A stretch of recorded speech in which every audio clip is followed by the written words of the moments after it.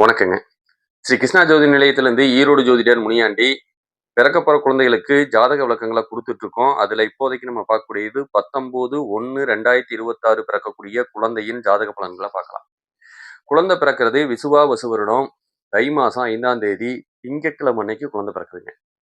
அன்னைக்கு ஓடிட்டு இருக்க நட்சத்திரம் காலையில 11:50 வரைக்கும் உத்திராட நட்சத்திரமும், அதுக்கப்புறம் திருவோண நட்சத்திரமும் ஓடக்கூடிய அமைப்பு. திருவோண நட்சத்திரம் 20ஆம் தேதி மதியம் 1 மணி வரைக்கும் இருக்குங்க. சரிங்களா? சந்திராஷ்டமமா அமையக்கூடியது இது மகர ராசி. மகர ராசிக்கு சந்திராஷ்டமம், சிம்ம ராசி சந்திராஷ்டமமா அமையும். நட்சத்திர நாம எழுத்துக்கள் திருவோண நட்சத்திரத்துக்கு ஜி, ஜே, ஜோ, கா இந்த பெயர் நாமம்லாம் தாராளமா குழந்தைகளுக்கு வைக்கலாம்.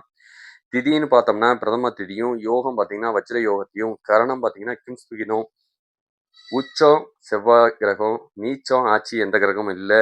பஞ்சபட்சி நம்ம பார்க்கும்போது மயில் தான் வருதுங்க.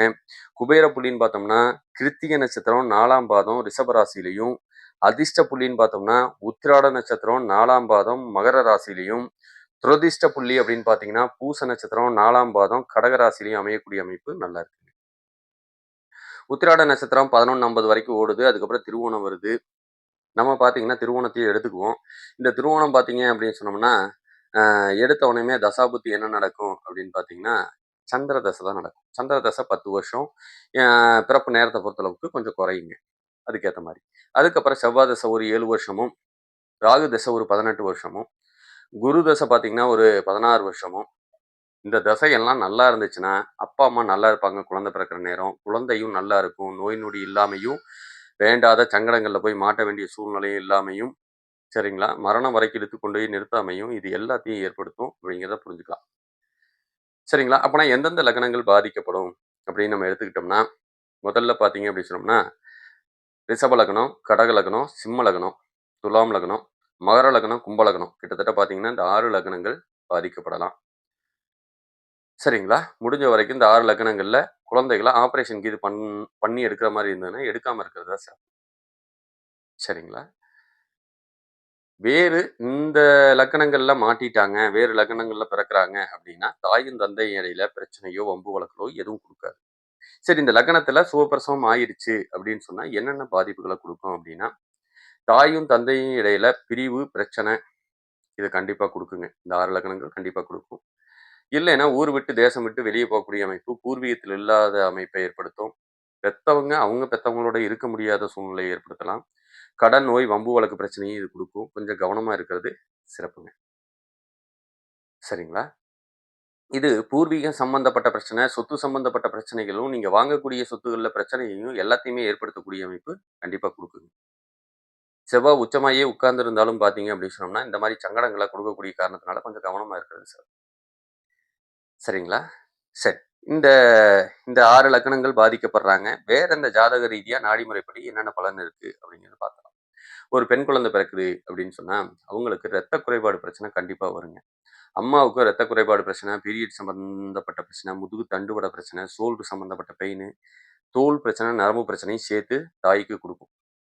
சரிங்களா? குழந்தைக்கும் பின்னாடி இது பாதிக்கப்படும். அம்மா நல்ல புத்திசாலித்தனத்துக்கு சொந்தக்காரங்க, நல்ல ஒரு ஆசிரியர். ஒரு சில அம்மாக்கள்லாம் ஆசிரியரா இருக்கக்கூடிய அமைப்போ, இல்ல புத்திமதி சொல்லக்கூடியவங்களாவோ இருக்கக்கூடிய சூழ்நிலை. வீட்ல அதிகாரம் அம்மா கையில தான் இருக்கக்கூடிய அமைப்பு நல்லாவே இருக்கு. பொம்பள புள்ள பிறந்ததுன்னா அதிகாரம் அதுக்கும் சொந்தம். தலக்கணம் புடிச்ச புள்ள தான் எடுத்தது தான் இறுதியான முடிவுன்னே உட்கார்ந்து இருக்கக்கூடிய பிள்ளையாவும் அமையக்கூடிய அமைப்பு சூப்பரா இருக்கு. பின்னும் பிறவும் வேண்டாத கெட்ட பேரையும் வந்து சந்திப்பாங்க. ஃபோன்னால கொஞ்சம் சங்கடம் வரும் அப்படிங்கிறதையும் நம்ம புரிஞ்சுக்கணும். கொஞ்சம் குழந்தைகள சொல்லி வளர்க்கறது ரொம்ப சிறப்பு. தந்தை கையில எவ்வளவு சம்பாரிச்சாலும் 10 பைசா நிக்கிறது கஷ்டம். எதுலயாவது முதலீடு போட்டு வச்சுட்டாங்கன்னா கொஞ்சம் நல்ல தன்மையை குடுக்கும். வருமானம் நல்லா வரும். ஆனா, அதுக்கேத்த செலவுகளும் சரியா இருக்கும் அப்படிங்கிற காரணத்தினால கொஞ்சம் முதலீடு பண்ணி வச்சீங்கன்னா, கொஞ்சம் நல்லா இருக்கும் அப்படிங்கிறத எடுத்துக்கலாம். உள்ள நர்சிங் சம்மந்தப்பட்டது, ஆசிரியர் சம்மந்தப்பட்ட வேலை, வக்கீல் சம்மந்தப்பட்ட வேலை தாராளமா படிக்கலாம் அப்படிங்கிறது எடுத்துக்கலாம். இதுவே ஒரு ஆண் குழந்தை பிறக்குதுன்னா, தந்தை விபத்துக்கள சந்திப்பாங்க. குழந்தையும் பின்னாடி விபத்துக்கள சந்திக்கும். கொஞ்சம் கவனமா இருக்கிறது நல்லது. வீட்ல யாரோ ஒருத்தங்களுக்கு இதயம் சம்மந்தப்பட்ட பிரச்சனை வந்து ஆப்பரேஷன் பண்ண வேண்டிய சூழ்நிலை வரைக்கும் எடுத்துட்டு போயிடலாம். ரத்த சம்மந்தப்பட்ட உறவுகளுக்கு தாத்தா, பாட்டி யார் வேணாலும் இருக்கலாம். அப்பா, அம்மா கூட இருக்கலாம். சரிங்களா? தோல் பிரச்சனை, நரம்பு சம்மந்தப்பட்ட பிரச்சனை பையனும் வைப்பான். கொஞ்சம் கவனமா இருக்கிறது நல்லது. இவங்க வீட்லயும் அம்மா கையில தான் அதிகாரம் இருக்கக்கூடிய அமைப்பு. அப்பா நிலையில்லா மனசுக்கு சொந்தக்காரரு. வண்டி வாகனம் வச்சு தொழில் பண்ணா நல்ல லாபம். உணவு, நீர் சம்பந்தப்பட்ட தொழில் செஞ்சாலும் நல்ல லாபத்த குடுக்கும். பையனுக்கு ஆணுறுப்பு சம்பந்தப்பட்ட பிரச்சனையும் கொஞ்சம் குடுக்கும். சில சமயம் ஏதாவது ஆப்பரேஷன் பண்ற சூழ்நிலை வரைக்கும் இழுத்துட்டு போயிரலாம். பேராசைக்கு சொந்தக்காரனா இருப்பான். நல்ல புத்திசாலித்தனமும் இருக்கும். சோர்வுத்தன்மைக்கு சொந்தக்காரனா இருப்பான். டயர்ட்னஸ் சீக்கிரமா ஆயிருவான். பிரம்மகத்தி தோஷம் இருக்கிறதுனால எவ்வளவு சம்பாதிச்சாலும் தந்தை கையில பணம் காசு நிக்கிறது கொஞ்சம் கஷ்டம். அந்த சூழ்நிலையும் குடுக்குது. கொஞ்சம் கவனமா இருக்கிறது நல்லது. பையன் நெறைய தண்ணி குடிக்கணும், பப்பாளி பழம் சாப்பிடணும். அத ரெகுலர் பண்ணிக்கங்க. இல்லன்னா வீட்ல யாரோ ஒருத்தவங்களுக்கு பைல் சம்மந்தப்பட்ட பிரச்சனை இது குடுக்கும் அப்படிங்கிறத சொல்லிடலாம். சரிங்களா? இந்த ஜாதக ரீதியா பார்க்கும்போது, இப்ப ஏதாவது கோச்சாரத்துப்படி எங்களுக்கு சுப பலன்கள் வந்து சேருமா? அப்படின்னு கேட்டீங்கன்னா, இப்ப கோச்சாரத்துப்படி சுப பலன்கள் எதுவும் இல்ல. விரைய செலவுகள் வேணா வந்து சேரும். கொஞ்சம் கவனமா இருக்கிறது சிறப்பு.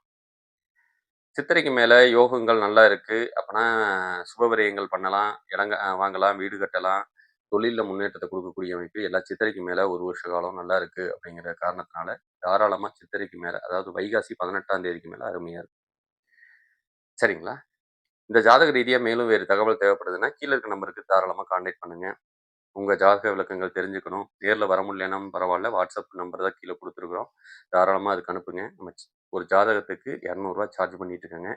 தேவைப்படுறவங்க தாராளமா அணுகுங்க. அதே மாரி பொருத்தம் கீது பார்க்கணும் அப்படின்னு சொன்னாலும், ஒரு பொருத்தத்துக்கு ரூ. 50 வாங்குறேங்க. எத்தன ஜாதகம் வேணாலும் அனுப்புங்க. ஒண்ணும் பிரச்சனை இல்ல. உங்களுக்கு வேணுங்கிற தகவல் கிடைக்கும் அப்படிங்கிறத சொல்லிக்கிறேன். நன்றி. வணக்கங்க.